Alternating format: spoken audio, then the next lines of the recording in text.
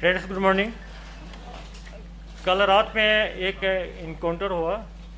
उस सिलसिले में कुछ लोग अफवाहें फैला रहा है, तो मैंने सोचा कि आप लोगों से मिलके क्लियर कर दें।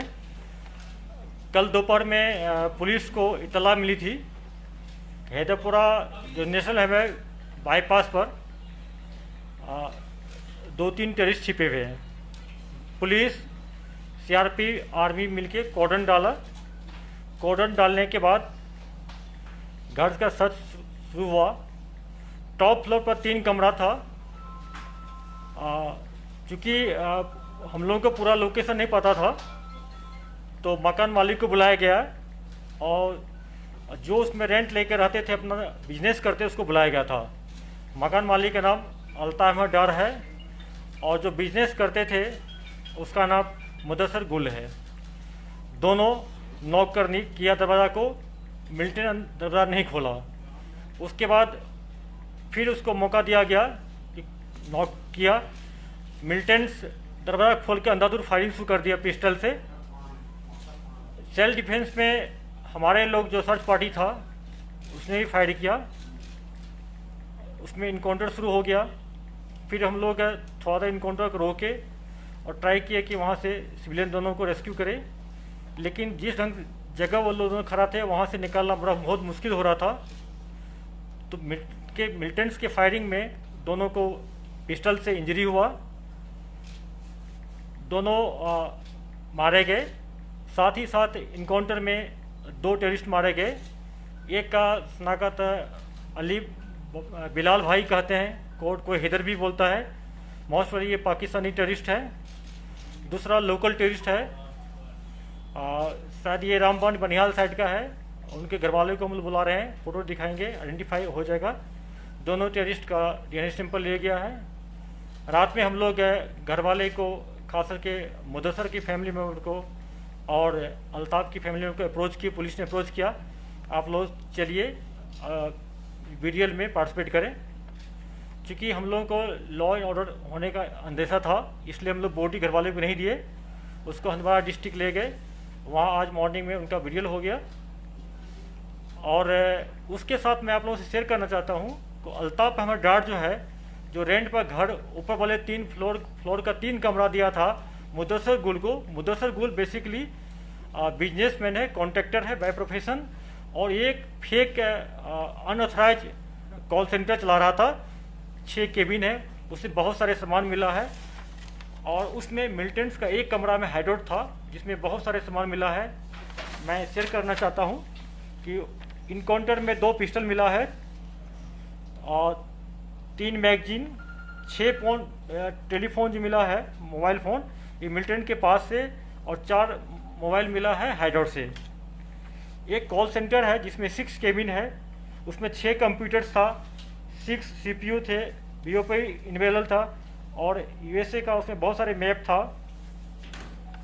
और हाइडआउट में बहुत सारे सामान था जिसमें गर्म कपड़ा, kitchen equipment, drugs, Corex, TV और इंजेक्शन जो टेररिस्ट इंजरी होने के बाद यूज करता है। इसके बाद मैं आप लोगों से ये भी शेयर करना चाहता हूँ कि संडे के जो डाउनटाउन एरिया में हमारे पुलिस पार्टी पर अटैक हुआ था, जिसमें हमारे एक पुलिसकर्मी को गला में गोली लगा था, उसमें ये टेररिस्ट इन्वॉल्व था। और इंसिडेंट होने के बाद मुदस्सर अपने गाड़ी में इसको बिठा के इस बिल्डिंग तक लाया था, यहीं पर इसको रखा था। इसके अलावा मुदस्सर बिजनेस के रूप में करता था, लेकिन टेररिस्ट का मॉड्यूल चला रहा था। ये साउथ कश्मीर से, नॉर्थ कश्मीर से टेररिस्ट को लाद के अपने घर में रखता था टॉप वाली फ्लोर पर, और वहीं से ये टेररिस्ट ऑपरेट करते थे। घर वाले का चूँकि उसके घर में हाइडआउट था, मिलिटेंट रहता था, इसलिए उसको हम लोग हार्बरिंग में उसको इंक्लूड करेंगे, उसको हम लोग OW में काउंट करेंगे। लेकिन उसका क्रॉस फायरिंग में डेथ हुआ है। हम लोग अफसोस है, हम लोग चाहते तो उसको बचा सकते थे, बहुत प्रयास किया गया, लेकिन बचाना मुश्किल था क्योंकि दोनों साइड से फायरिंग हो रहा था। लेकिन मुदस्सर जो था, ये हार्डकोर टेररिस्ट का ये टॉप रैंकेड, ये OW के हैं, टेररिस्ट था, ये मिलिटेंसी में काफ़ी इन्वॉल्व था। अब आप लोग कोई क्वेश्चन पूछेंगे? पूछ सकते हैं। Sir, can we say that it was a park call center that was busted by Jammu Kashmir police? Exactly. Because the kind of documents that have been recovered, Pakistani numbers and all other things. बिल्कुल, सी पाकिस्तान में बाकी country का भी यहाँ पर बहुत सारे number मिला है और इसका हम लोग एनालिसिस कर रहे हैं, स्पेशल टीम बना दी है, इसको DI सब खुद देखेंगे और जो जो इसमें से हम लोग मिलेगा इसमें से आप लोग को हर एक स्टेज पर शेयर करते रहेंगे। सर हाईवे पे इस तरह का हाइडआउट चलाना so it creates lot of alarm as far as the alertness of security forces are concerned.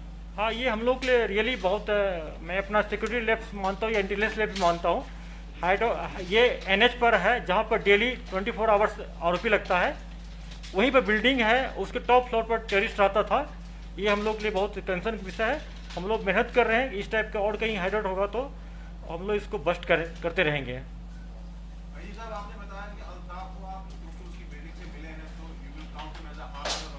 बिल्कुल, उनके घर में हाँ हाँ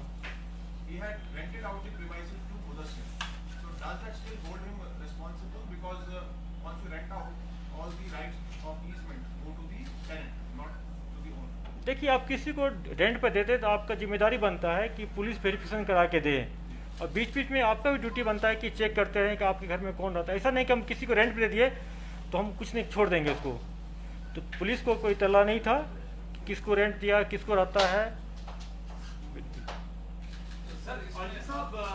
यूएस रिलेटेड काफी सारे नंबर्स मिले हैं।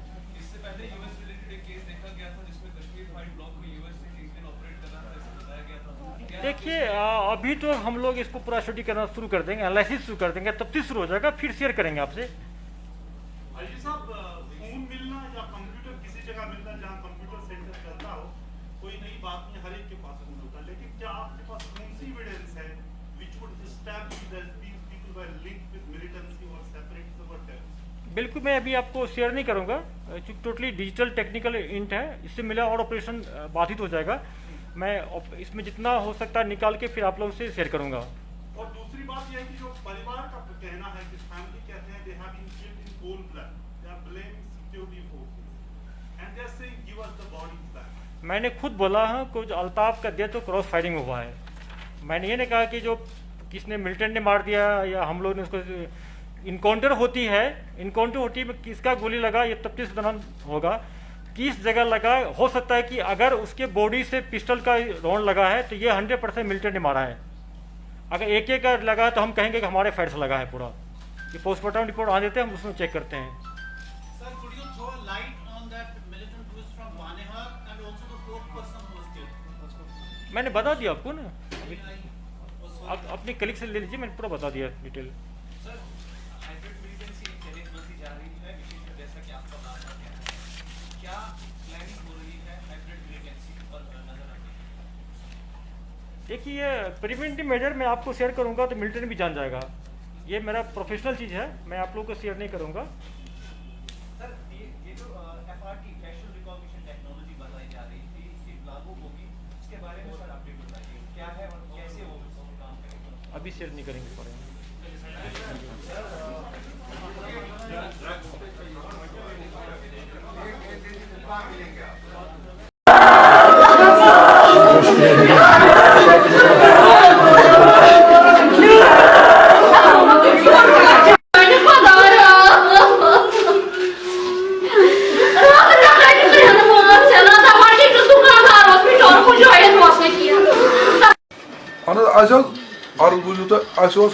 भट्ट है, मैं ओल्ड बरजला का रहने वाला हूँ और नंबरदारी बरजला भी हूँ।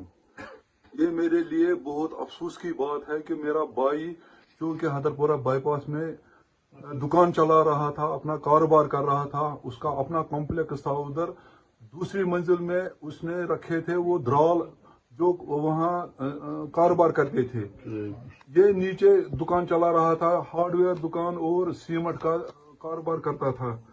तो बदकिस्मती से 5 बजे आर्मी आई, उन्होंने कार्डन किया उधर। तो मेरे भाई को कहा, जो कि मोहम्मद अल्ताफ भट्ट है, शहीद किया, उसको कहा कि कार्डन हो गया है कि आप बाहर दुकान बंद कीजिए और बाहर आ जाए। उसने दुकान बंद किया और आ गया बाहर इन्हीं के साथ। तो उन्होंने उसको एक दुकान में बंद रखा और 5-10 और लड़कों को भी बंद रखा। एक वो मुदस्सिर था, डॉक्टर जिसको कहते हैं, और एक वो गोल गुलाबगढ़ का चपरासी था, वो उनको चाय वाय बना रहा था। तो और सिगरेट लाता था। तो जनाब वाला उनको नीचे उतारा और उनको फायरिंग करके शहीद कर डाला। तो आपकी डिमांड क्या है? मेरी एलजी साहब से एक ही रिक्वेस्ट है, हाथ जोड़ के कि मेरे को अपनी लाश वापस दीजिए। अगर मेरे भाई की लाश वापस दीजिए, अगर वो किसी मिलिटेंसी में इन्वॉल्व है, पुलिस को श्योर करता हूं कि एश्योर करता हूं कि उसको अगर वो मिलिटेंट होता तो इतनी प्रॉपर्टी उसको नहीं होती।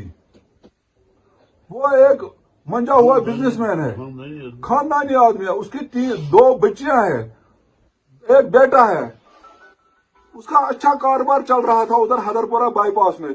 आप इन्वेस्टिगेशन कीजिए, अगर वो किसी भी मिलिटेंट एक्टिविटी में इन्वॉल्व होगा तो वो सजा भुगतने के लिए मैं भी तैयार हूं एज अ नंबरदार। तो अगर आप पीसीआर हम पीसीआर गए रात के 10 बजे, तो उन्होंने कहा 5 मिनट करो वेट, 5 मिनट करो वेट, 5 मिनट, रात के 2 बजे तक 2 बजे के बाद उन्होंने हमको गालियां निकाली और छड़ियों से मारा। और बुजुर्ग इंसान, ये देखिए आप, ये बुजुर्ग भी साथ था, इसको भी उन्होंने मारा और गालियां निकाली। ये कोई इंसाफ है? मैं सिर्फ एलजी साहब से रिक्वेस्ट कर रहा हूँ हाथ जोड़ करके, मुझे इंसाफ चाहिए। एक तो मुझे इंसाफ चाहिए कि इसको बेगुनाह मारा इन्होंने, और दूसरा कि मेरे को डेड बॉडी वापस चाहिए। ये मेरी रिक्वेस्ट है एलजी साहब से। और मेरे को अपनी डेड बॉडी, अगर वो किसी मिलिटेंट इसमें कोई इन्वॉल्वमेंट होगी तो उसका सब पूरा जिम्मेदार मैं हूं, बेहतरीन नंबरदार मैं जिम्मेदार।